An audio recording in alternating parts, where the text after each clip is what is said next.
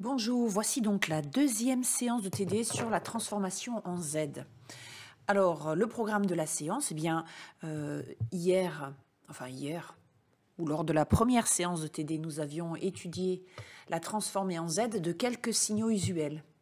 Donc, je vous rappelle la définition, on part d'une suite numérique, d'une séquence numérique, ou encore d'une fonction causale que l'on échantillonne toutes les périodes d'échantillonnage TE. Alors, dans tout le cours, la période d'échantillonnage sera égale à 1. Sera égale. La transformée en Z de FE, c'est comme ça que l'on note la fonction échantillonnée, est donnée par la formule sigma pour k variant de 0 à plus l'infini. Donc ici, on peut noter aussi k supérieur ou égal à 0, c'est pareil, des f de kte fois z puissance moins k. Donc c'est une fonction qui dépend de la variable z. Z est un nombre complexe. Donc grand F est défini pour tout Z complexe tel que, ici, le module de Z est strictement supérieur à 1 sur R étant le rayon de convergence de la série entière des F de kte Z puissance K. Alors cette notion de série entière, je vous rassure, vous n'aurez pas du tout à vous en soucier, puisqu'il s'agit en fait plutôt d'un cours que l'on enseigne en L3. Donc, voilà, c'est juste un petit détail en passant, mais si vous ne comprenez pas, c'est pas bien grave. Quoi qu'il en soit, vous vous rappelez que dans les exemples que nous avons traités, à chaque fois, le domaine de définition, c'est l'extérieur d'un disque de centre O et de rayon, ici par exemple de rayon 1, vous voyez, le module est strictement supérieur à 1, donc c'est l'extérieur du disque de rayon 1 et de centre O. Ici pareil, ici le rayon c'est A puissance TE. Mais là encore, je tiens à vous rassurer, dans les exercices, en pratique, vous n'aurez pas à vous soucier du domaine de définition de votre transformée en Z. Pourquoi ? Tout simplement parce que nous allons nous en servir comme pour la transformée de Laplace, c'est-à-dire que nous allons transformer des équations aux différences, comme je vous l'ai expliqué lors de la première séance, en équations algébriques avec des additions et des multiplications, ce qui va générer une fonction de transfert, et après, vous n'aurez donc plus du tout à vous soucier de l'ensemble de définitions. Alors, lors de la première séance, nous avions démontré la transformée en Z de Dirac est égale à 1. Donc si vous regardez cette première formule ici, c'est Dirac indice n où n est un entier naturel. Donc évidemment, si n égale à 0, donc c'est Dirac, d'accord ? Et donc on obtient Z puissance 0 qui fait 1. Donc ici, je vais quand même vous le noter, vous l'indiquer, que ici, d'accord, si n égale à 0, en fait Dirac indice 0, c'est Dirac. D'accord, cette distribution de Dirac, donc, qui est égale à 1 lorsque k égale à 0 et 0 partout ailleurs. Et dans ce cas-là, lorsque n égale à 0, la transformée de Dirac est égale à z puissance 0, c'est-à-dire 1. Donc on retrouve le résultat. Ensuite, la transformée en z du signal échelonité échantillonné, c'est z sur z-1. Celle-là, on ne l'a pas encore vue, d'accord, cette formule ici. On ne l'a pas encore démontré, cette formule, d'accord? Donc on verra ça par la suite. Et puis celle-là, c'était la dernière de la séance, de la première séance. Alors maintenant, nous allons continuer notre tableau. Et pour cela, comme pour la transformation de Laplace, nous allons appliquer des propriétés. La propriété de linéarité, par exemple, vous vous rappelez que la transformée de Laplace d'une somme, c'est une somme des transformées de Laplace, parce que la transformée de Laplace, c'est une intégrale. On va obtenir le même résultat avec la transformée en Z, puisque là, ce n'est plus une intégrale, c'est plus une somme continue, mais une somme discrète. Donc on va obtenir exactement la même propriété. La transformée en Z d'une somme, c'est la somme des transformées en Z, de même que la transformée en Z de alpha fois F, c'est alpha fois la transformée en Z de F, où alpha est un nombre quelconque. Alors, nous allons voir ça dans cette première propriété. Donc la linéarité, alpha et bêta sont des complexes. Alors ça, c'est grand I, C, c'est mon ancien éditeur d'équations, donc c'est grand C, c'est l'ensemble des nombres complexes ici. Donc FE, la fonction échantillonnée, ou toute suite causale peut faire l'affaire. GE, pareil, il faut évidemment que ces deux fonctions aient la même période d'échantillonnage pour pouvoir appliquer la formule de linéarité, mais dans tout le cours, dans tout ce chapitre, la période d'échantillonnage est égale à 1, et il en sera de même normalement dans les matières technologiques du G2I. Donc alpha et bêta sont des nombres complexes réels, Et donc, la transformée en Z de alpha FE plus bêta GE est égale à alpha fois la transformée en Z de FE plus bêta fois la transformée en Z de GE. Alors, nous allons appliquer cette propriété de linéarité pour démontrer la formule de transformation en Z du cosinus de k oméga TE U de KTE. Alors, en fait, on va enlever, d'accord, U de KTE, puisque c'est pour rendre causal la fonction ici, vous vous rappelez, je vous l'avais expliqué dans le chapitre sur la transformation de Laplace, n'importe quelle fonction quelconque multipliée par l'échelon unité vous donne une fonction causale. Et par abus de notation, on va noter uniquement cosinus k oméga TE. On ne met même pas les accolades, on écrit tout simplement. Alors, pour cela, on va appliquer la fameuse formule de l'air que vous connaissez bien évidemment par cœur. Donc je vous rappelle que EJθ, c'est égal à cos θ plus J sinus θ, ça c'est ce qu'on appelle l'écriture de l'air que vous connaissez bien. E moins Jθ, c'est son conjugué, c'est donc cosinus θ moins J sinus θ. Et lorsque nous faisons la somme de ces deux formules, eh bien nous obtenons le résultat suivant, EJθ plus E moins Jθ est égal à 2 fois le cosinus de θ. Donc, cosinus θ, c'est égal à EJθ plus E moins Jθ, le tout divisé par 2. Voilà, je vous ai redémontré cette formule que vous êtes censé connaître par cœur, parce que d'expérience, je sais que vous avez tendance, je ne sais pas pourquoi, à l'oublier. Voilà, alors, donc c'est parti. Nous allons l'appliquer ici. Donc, on va obtenir la transformée en Z de, alors, EJK oméga TE plus E moins JK oméga TE, le tout divisé par 2. Et là, on applique la formule de linéarité. Donc, vous avez 1/2 fois, d'accord? Donc, vous pouvez sortir le 1/2 de la transformée en Z. Et ensuite, vous avez la somme EJK oméga TE plus E moins JK oméga TE. Donc, ça va donner transformée en Z de EJK oméga TE plus, en mettant ici des crochets, transformée en Z de E moins JK oméga TE. Et alors, eh bien maintenant, nous allons appliquer, alors on va l'appeler grand F de Z, cette transformée, voilà. Nous allons appliquer la formule démontrée lors du TD1, qui est ici. Voilà, nous allons appliquer cette formule-là.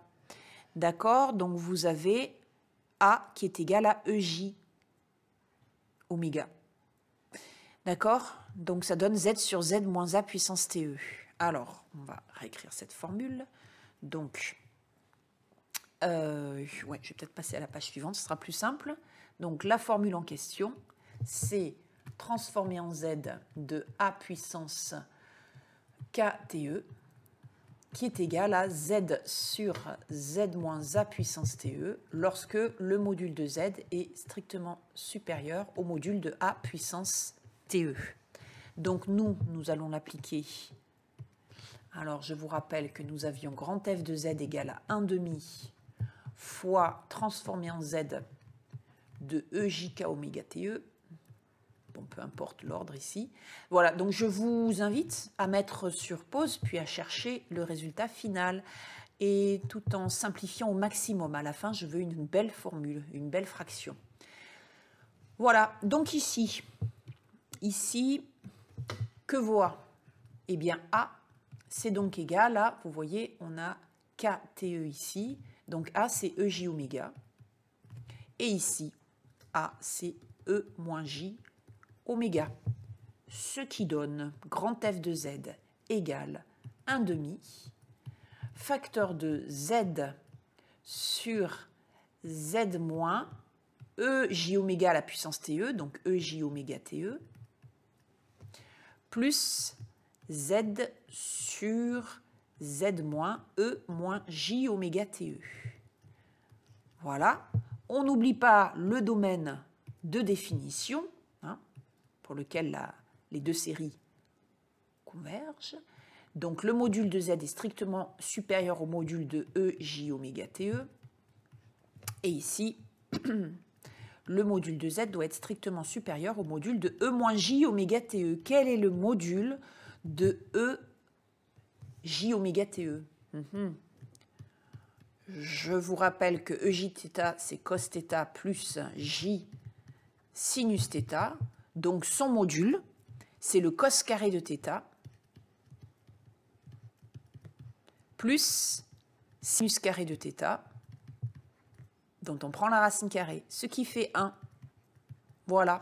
Donc le module de EJθ, retenez-le, c'est 1. Donc on a le même domaine de définition pour les deux formules ici. Ça va être pratique comme ça.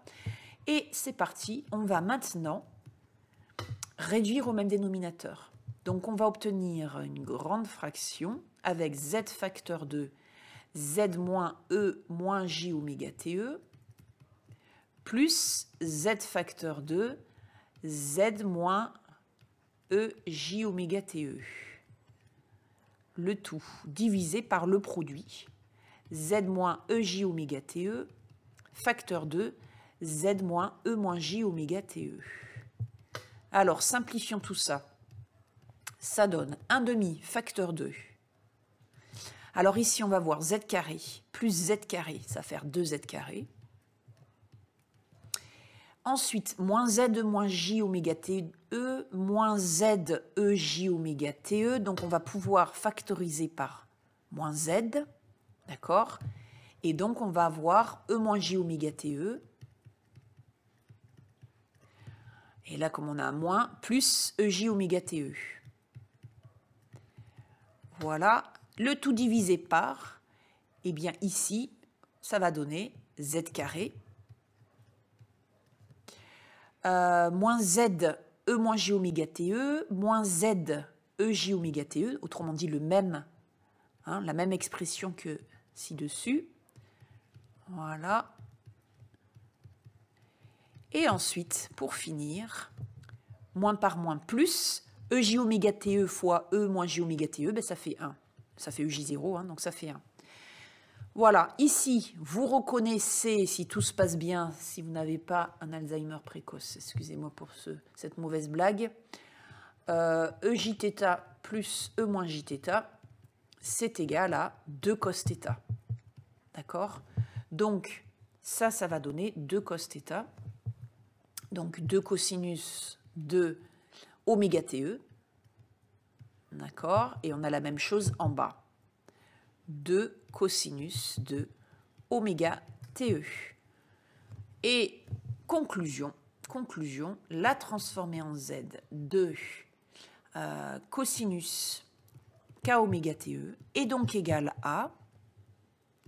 Alors, vous voyez qu'ici, on peut tout factoriser au numérateur par 2, ce qui donne 2 facteurs de Z carré moins Z cosinus oméga TE.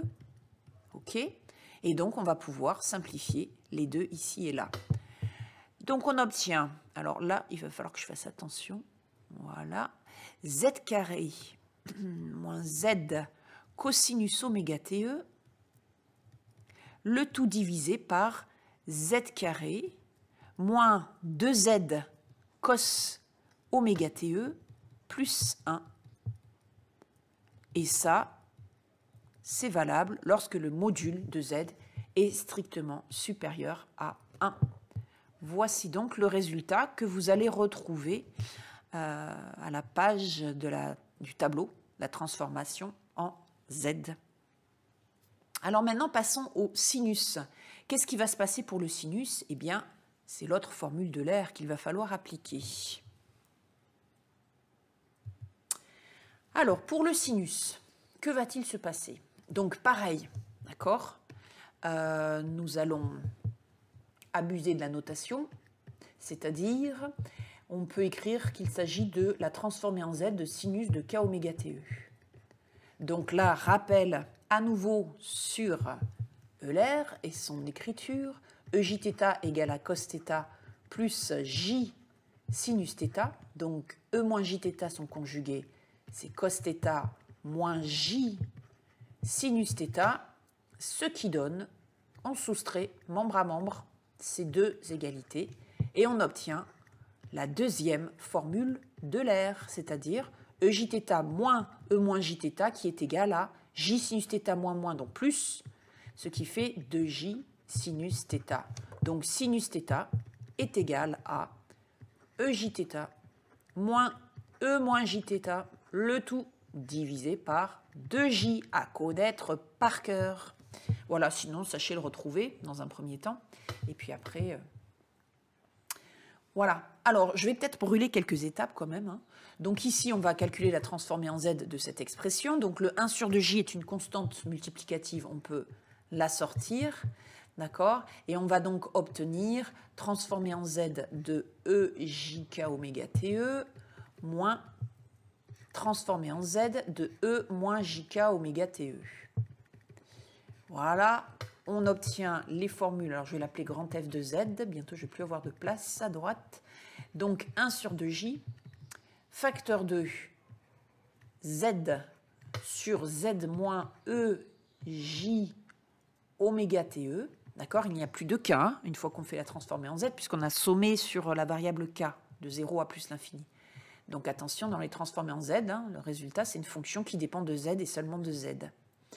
Voilà, donc Z moins... Ah mince, j'ai fait... Bah, ça y est, je commence. Alors attendez, on va rectifier.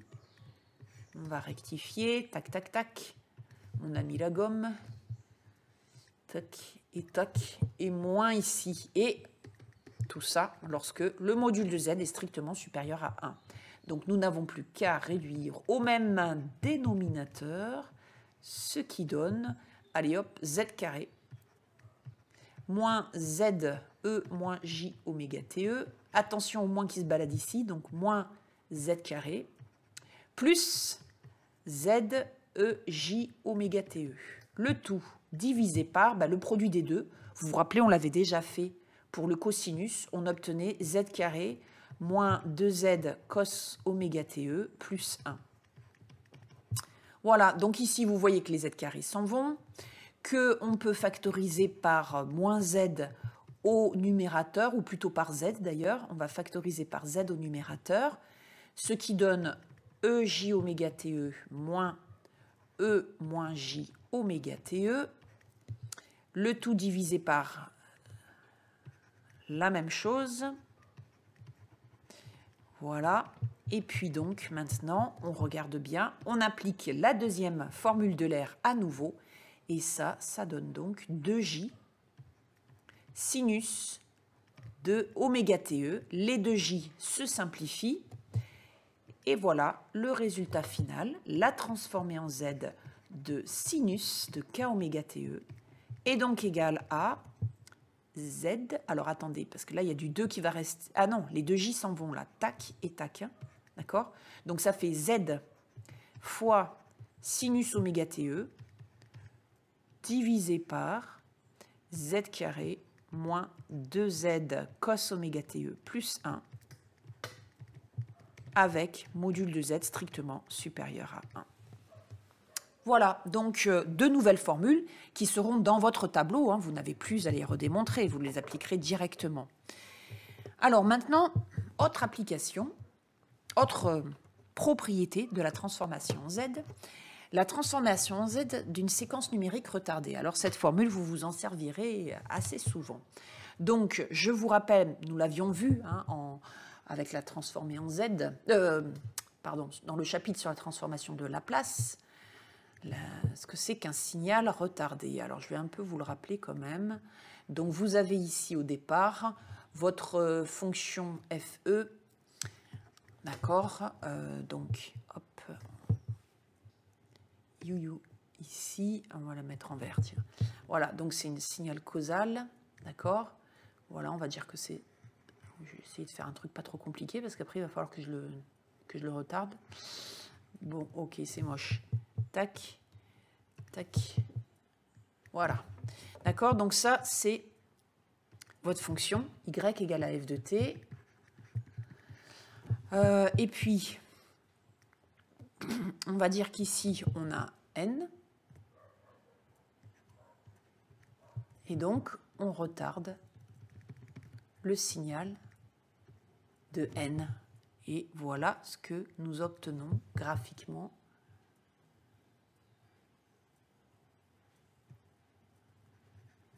Bon, ok. Donc ça, c'est y égale à f de t moins n. Voilà. Et ensuite, on l'échantillonne. Alors, j'ai oublié, oui. Du coup, voilà, elle est nulle avant, hein, avant n. Voilà. Ok. Et donc, en fait, on l'échantillonne sur, voilà, tous les 1, par exemple, si la période d'échantillonnage est égale à 1, ou tous les TE. Ouais. Du coup, là, ouais. Alors, attendez, on va mettre 1 ici, parce que sinon, ça va pas le faire. Ouais, parce que sinon, il aurait fallu que je mette NTE, sinon.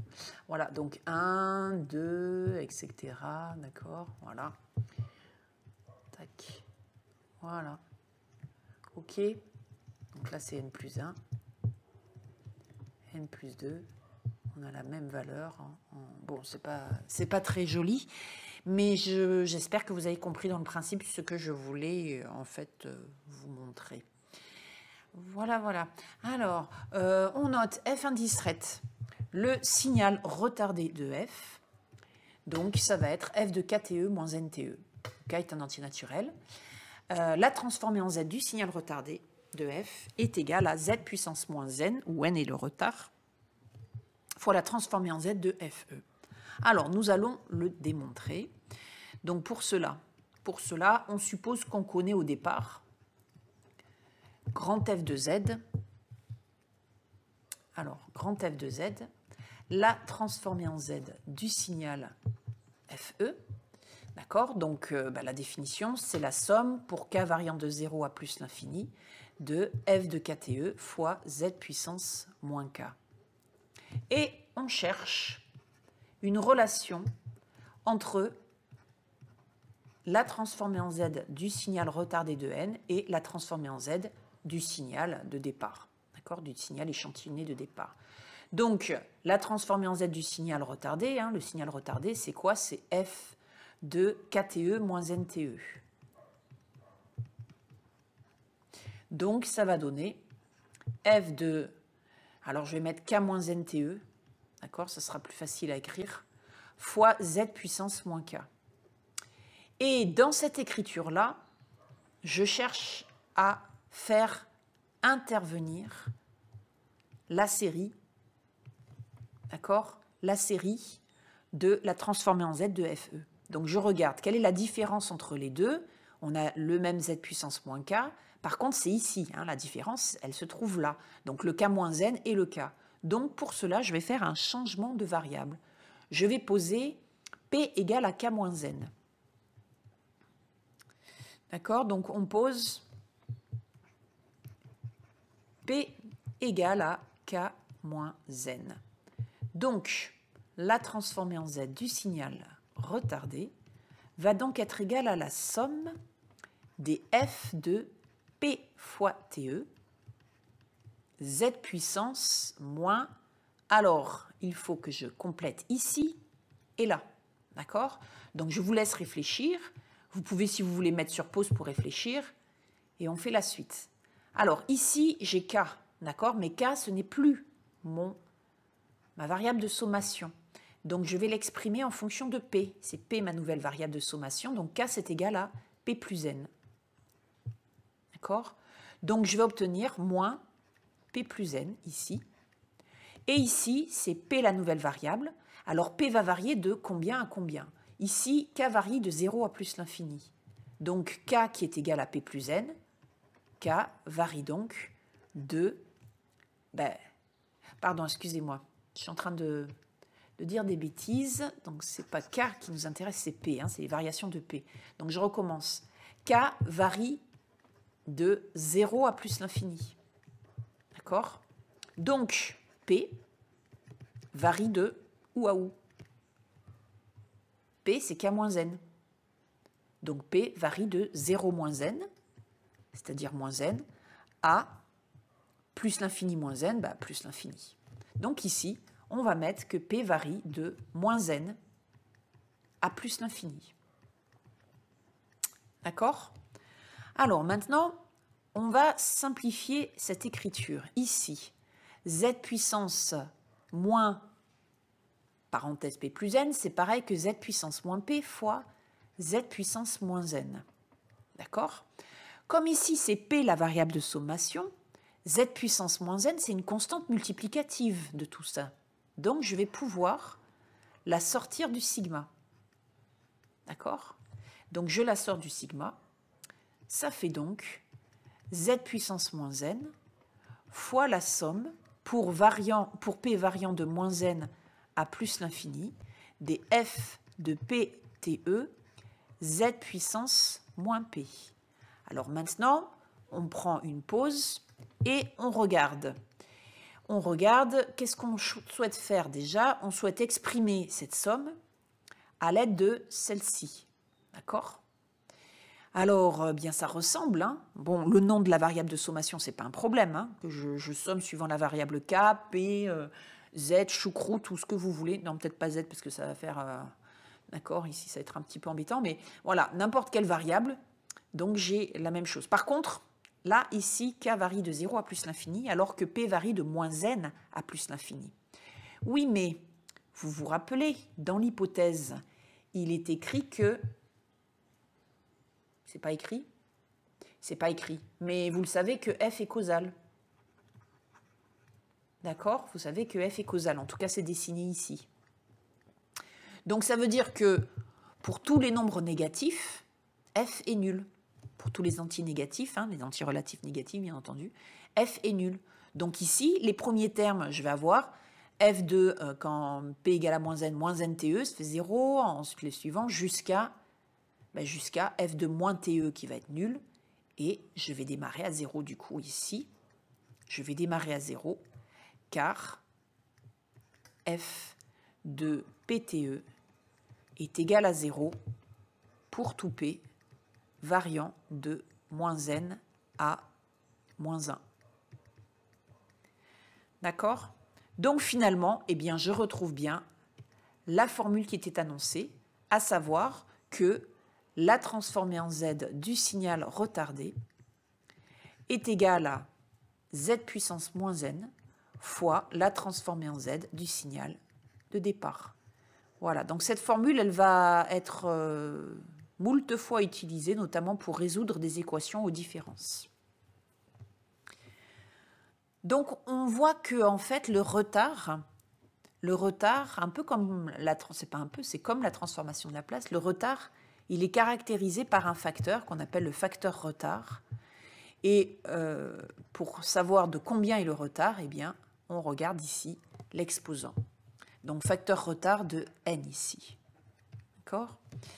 Donc, ici, maintenant, on va regarder un cas particulier. Que se passe-t-il quand la période d'échantillonnage est égale à 1 et n égale à 1? À ce moment-là, on obtient que la transformée en z du signal f de k moins n, hop, voilà, du signal retardé de n et de période d'échantillonnage 1 est égal à, alors z moins n fois la transformée en z de f de k, donc ça c'est période d'échantillonnage égale à 1, et on vous dit n égale à 1, d'accord, donc on remplace n égale à 1 dans cette formule, et on obtient transformée en z de f de k moins 1, qui est égal à z puissance moins 1 fois la transformée en z de f de k.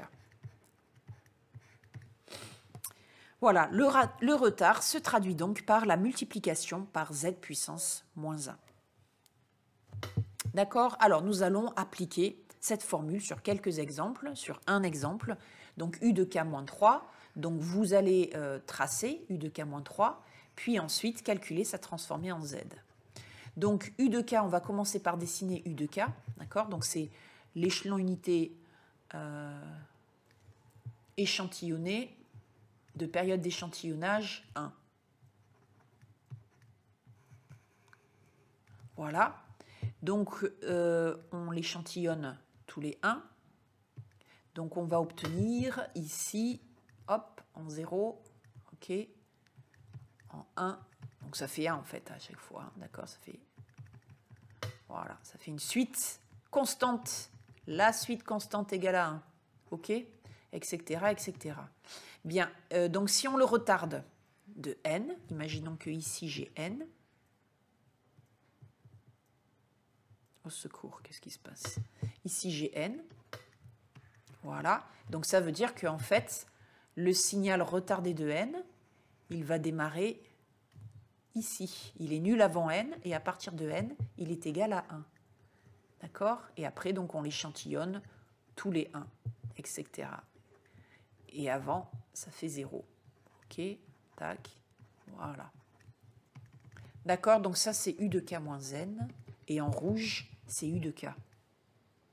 Voilà, parce que c'est toujours bien d'avoir un peu le schéma en tête. Donc, la transformée en Z de U de K moins 3, eh bien, c'est, je vous rappelle la formule, transformée en Z de F de K, c'est égal au facteur retard. Ah, j'ai oublié, excusez-moi. F de K moins Z. Tac, tac, tac. C'est parti. Je vais y arriver. Donc, transformé en Z de F retardé de N, c'est égal à facteur retard, c'est-à-dire Z puissance moins N, fois la transformée en Z de F de K. D'accord? Donc, on l'applique ici. La transformée en Z de U de K moins 3, c'est donc égal à... D'accord? Alors, ça fait, eh bien, Z puissance moins 3, d'accord? Parce que le retard est de 3, fois la transformée en Z de U de K, c'est-à-dire du signal d'origine. Et la transformée en Z de U de K, on a vu qu'il s'agit de Z sur Z moins 1. Voilà. L'ensemble de définition, c'est module de 1 strictement supérieur à 1. Mais ça, je ne vous demanderai pas dans les exercices de l'écrire. Donc, finalement, conclusion, la transformée en Z de U de K moins 3, c'est égal à Z moins 3 fois Z, ça fait Z moins 2. D'accord? Z moins 2 sur Z moins 1. Voilà. Si on veut, on peut l'écrire aussi. Après, ça dépend un peu de l'exercice. 1 sur Z2, facteur de Z moins 1, etc. Voilà. OK? Allez, donc